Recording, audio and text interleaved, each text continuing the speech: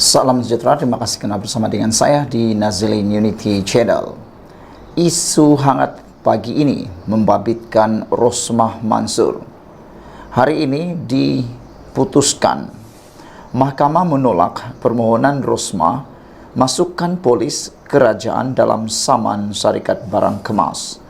Saudara-saudara sekalian, kes Rosmah makin lama makin besar. Kalau kita masih ingat, Rosmah sudah pun didapati bersalah, disabitkan bersalah dan telah dijatuhkan hukuman penjara, juga denda yang paling besar sekali pernah direkodkan di Malaysia, mencecah hampir 1 bilion ringgit. Rosmah kini dalam proses rayuan dan juga semakan-semakan yang lain. Namun beliau masih menjalani beberapa lagi kes perbicaraan yang lebih menarik. Antaranya membabitkan saman tentang barangan kemas, syarikat daripada barangan kemas yang dituntut oleh sebuah syarikat barangan kemas. Hari ini, Mahkamah telah menolak permohonan Rosmah untuk memasukkan polis kerajaan dalam saman syarikat barang kemas tersebut. Saudara-saudara sekalian, permohonan Datin Seri Rosmah Mansur untuk memasukkan Kerajaan Malaysia dan Polis Diraja Malaysia PDRM sebagai pihak ketiga dalam kes saman syarikat barangan kemas Lebanon Global Royalty Trading SAL terhadapnya ditolak Mahkamah Tinggi hari ini. Peguam Rosmah Reza Rahim memberitahu media, Hakim Ong Che Kwan menolak permohonan Rosmah atas alasan polis dan kerajaan secara prima facie-nya bukan tot visior atau entiti yang didapati melakukan kesalahan sivil dan mencederakan pihak lain, dan tidak bertanggungjawab untuk membayar pampasan kepada Rosmah bagi sebarang liability dan kerugian. Reza berkata Rosmah bebas untuk memfailkan saman sivil baru bagi sebarang kerugian yang mungkin dialami akibat tindakan polis dan kerajaan secara berasingan. Beliau berkata Mahkamah kemudian menetapkan pada 2 Ogos ini bagi tarikh pengurusan kes lanjut dan 2 Jun hingga 6 Jun tahun depan bagi tarikh perbicaraan. Katanya, pihaknya diarahkan anak Guam untuk memfailkan rayuan terhadap keputusan itu hari ini di Mahkamah Rayuan. Prosiding hari ini dijalankan melalui aplikasi Zoom. Pada 27 November tahun lalu, Global Royalty Trading SAL dari Lubnan gagal dalam permohonannya supaya kes saman difailkan terhadap Rosmah yang dinamakan selaku defendant tunggal diputuskan tanpa melalui perbicaraan. Tuntutan saman yang difailkan Global Royalty itu bertujuan mendapatkan kembali 43 barang kemas bernilai RM67.4 juta yang didakwa diserahkan oleh ejen syarikat itu kepada Rosmah. Dengan keputusan itu, kes saman terbabit akan diputuskan melalui perbicaraan penuh dengan saksi kedua-dua belah pihak dipanggil memberikan keterangan. Mahkamah turut membenarkan permohonan Rosmah supaya Global Royalty memberikan jaminan kos RM75,000 kepada Mahkamah dalam tempoh sebulan, di mana saman berkenan akan dibatalkan jika syarikat terbabit gagal berbuat demikian. Pada 29 Mac tahun lalu, Global Royalty menyaman Rosmah 71 tahun dan mendakwa wanita itu berbohong dengan menyatakan 44 unit barangan kemas termasuk kalung berlian, anting-anting, cincin, gelang dan tiara yang diserahkan oleh seorang ejen syarikat itu kepadanya dirampas oleh pihak berkuasa Malaysia untuk kesalahan di bawah Akta Pencegahan Pengubahan Wang Haram, Pencegahan Pembiayaan Keganasan dan hasil daripada aktiviti haram 2001. Menurut syarikat yang berpengkalan di Beirut itu, ini kerana hanya satu daripada 44 barang kemas berkenan berada dalam simpanan dan kawalan pihak polis, dan baki 43 barang kemas milik Planatif tidak berada dalam simpanan pihak berkuasa itu. Planatif mendakwa defendant memperdayakannya dengan mengalihkan beban kepada kerajaan Malaysia, sedangkan barang kemas itu sebenarnya sudah hilang. Pada 26 Jun 2018, Global Realty menyaman Rosmah dan menuntutnya memulangkan kembali 44 unit barangan kemas yang dihantar kepadanya untuk dipilih atau membayar harga untuk semua barangan kemas berkenan berjumlah AS dolar 14.76 juta. Namun saman itu ditarik balik pada 2019. Saudara-saudara sekalian, itulah keputusan terkini di mahkamah yang amat mengejutkan kita semua. Tindakan Rosmah untuk mahu memasukkan polis serta kerajaan dalam saman syarikat barang kemas akhirnya ditolak mahkamah. Sekian dulu untuk kali ini. Jangan lupa tinggalkan komen anda, tekan butang subscribe. Kita jumpa lagi. Salam sejahtera, terima kasih kerana bersama dengan saya di Nazilin Unity Channel. Ini satu keputusan paling luar biasa dan paling malang untuk Parti Bersatu. Sudah diberikan amaran, sudah diberikan surat bertulis, arahan bertulis menyatakan sokongan ataupun pendirian tentang sokongan pada Anwar Ibrahim. Ini pula yang dibuat oleh 7 wakil rakyat bersatu yang mengalih sokongan kepada Anwar Ibrahim, yang menyatakan sokongan kepada kerajaan. Mereka terus buat bodoh. Disangkakan selepas taktik licik daripada Parti Bersatu memindah perlembagaan mereka dapat memerangkap 7 wakil rakyat ini. Disangkakan ia dapat memulihkan sokongan Parti Bersatu, dapat memulihkan semula, memanggil semula, menarik semula, memancing semula sokongan itu. Tetapi nampaknya apa yang disangka tidak terjadi. 7 wakil rakyat ini terus buat bodoh. Apa cerita? Tempoh 14 hari diberi Majlis Pimpinan Tertinggi MPT Bersatu kepada 7 wakil rakyat, 6 ahli parlimen dan seorang adun untuk menjawab surat arahan berhubung kesetiaan masing-masing kepada parti cuma berbaki 3 hari lagi. Banyak reaksi dan maklum balas yang didengar. Namun kesudahannya terserah kepada MPT untuk mengumumkan apa hasilnya selepas 13 Mei.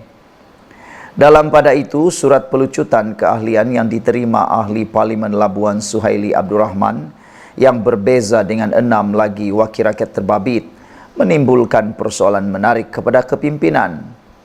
Apakah setelah keahliannya dilucutkan, beliau masih perlu mengusungkan kerusi parlimennya seperti diarahkan? Kerana menurut Akta Anti Lompat Parti, kalau orang itu dipecat, dia secara tidak langsung, secara otomatik akan menjadi wakil rakyat bebas, tidak terkait dengan atau tidak terkena kepada Akta Anti Lompat Parti.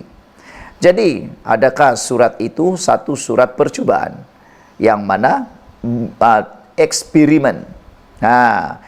Pada Suhaili, ahli parlimen kedua yang mengumumkan beralih sokongan selepas Iskandar Zulkarnain Abdul Khalid Kuala Kangsar, itu tidak perlu dilucutkan keahlian bermakna beliau tidak lagi menjadi ahli mana-mana parti. Lantas, beliau memilih untuk menjadi ahli parlimen bebas dan kekal menyokong pentadbiran Perdana Menteri Anwar Ibrahim dan Ketua Menteri Sabah Haji Jinor. Saya tiada notis 14 hari dan arahan khas. Terus gugur sebab saya bawa parti ke mahkamah. Ikut perlembagaan keahlian akan tergugur secara automatik jika mana-mana ahli berbuat demikian.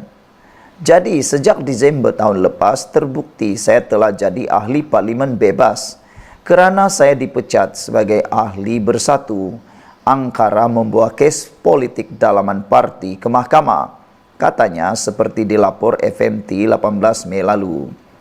Kronologi langkah terbaru bersatu itu bermula dengan Setiausaha Agungnya Hamzah Zainuddin memaklumkan dalam satu sidang media pada 17 Mei bahawa Bersatu telah menghantar surat arahan kepada 6 ahli parlimen dan seorang adunnya yang berpaling tadah dan perlu menjawabnya dalam tempoh 14 hari jika tidak mahu keahlian mereka terhenti menurut pasal 10.4 Perlembagaan Parti.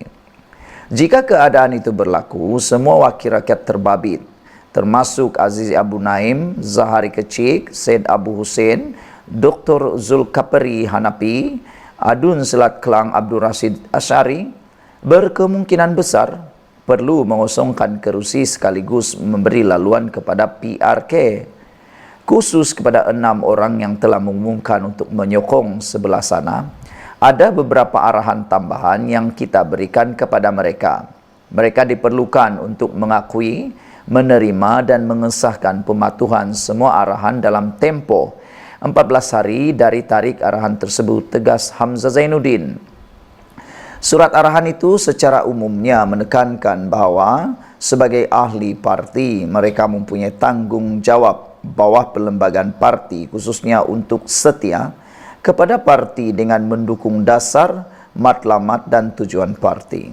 Setiap wakil rakyat juga perlu mengetahui bahawa kepimpinan Bersatu telah membuat ketetapan tidak menyokong atau menyertai kerajaan yang diterajui Anwar atau mana-mana menteri besar atau ketua menteri atau menyertai mana-mana kerajaan negeri yang tidak dipersetujui oleh Bersatu. Tapi hujah siapa yang hendak diikuti di antara pandangan MPT Bersatu itu dan apa yang ditimbulkan Suhaili? Sekali lagi, ahli parlimen Labuan itu mengulangi, tidak timbul untuknya perlu kosongkan kerusi kerana telah dipecat berdasarkan Perlembagaan Persekutuan Akta Anti Lompat Parti yang lebih besar berbanding Perlembagaan Bersatu. Cuma bezanya, Suhaili dimaklumkan sudah dilucutkan keahliannya, sedangkan 6 yang lain itu baru diarah menjawab surat arahan khas Bersatu dalam tempo yang diberikan sehingga akhir bulan ini. Membaca pelbagai tafsiran yang berbangkit pula, kita mudah keliru. Sabtu lalu, 7 wakil rakyat yang menerima notis dari MPT Bersatu itu dilaporkan berisiko kehilangan kerusi masing-masing sekiranya mereka gagal untuk memberikan maklum balas. Ini berdasarkan pandangan pakar perlembagaan Profesor Madya Dr. Muhammad Fatih Yusof bahawa notis itu dilihat mempunyai arahan khusus yang perlu dipatuhi oleh wakil rakyat terbabit.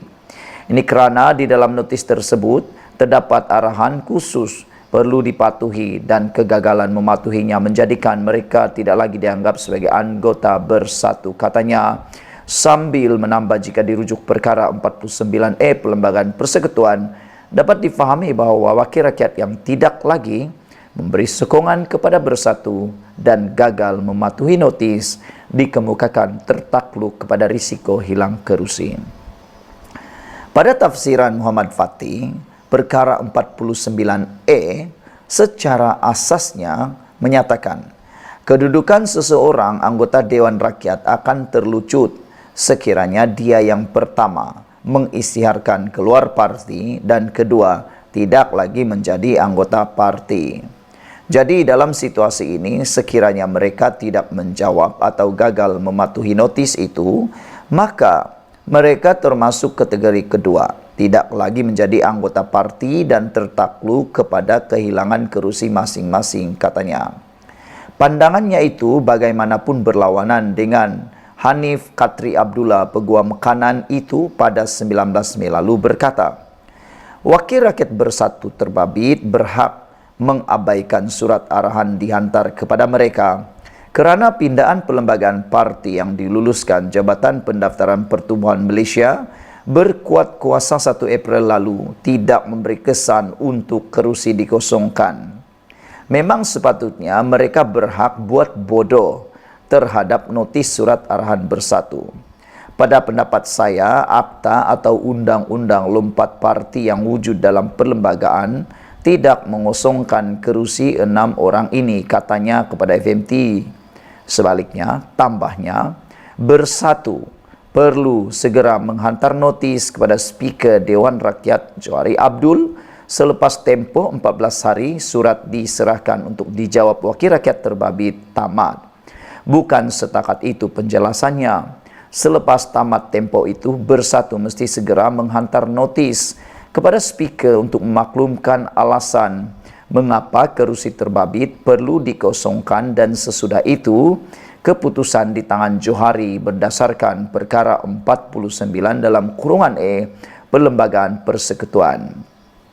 Pindaan dibuat kepada Perlembagaan Bersatu pasal 10E dalam kurungan 4, kurungan 5 dan kurungan 6 itu tidak memberi kesan untuk mengosongkan kerusi 6 orang ini. Katanya, mengulas kenyataan keahlian Wakil Rakyat Terbabit terhenti jika tidak menjawab surat itu yang memungkinkan kerusi perlu dikosongkan mengikut akta anti lompat parti. Barangkali pandangan itu yang mempengaruhi pendirian Syed Abu Husin mengatakan, surat itu tiada apa-apa makna dan saya tidak akan jawab. Saya nak tunggu apa tindakan mereka selepas 14 hari, dan jika berlaku PRK pun saya akan turun bertanding. Apa yang saya buat adalah mahu menunjukkan tindakan mereka itu tidak betul, merosakkan fikiran rakyat dan mengganggu ahli parlimen menjalankan tugas, katanya.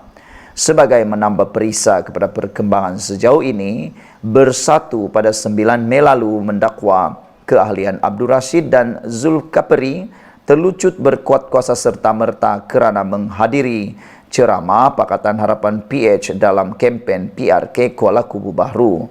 Lantaran itu, kedua-duanya juga mesti mengosongkan kerusi untuk memberi laluan kepada PRK di kawasan yang dimenangi mereka.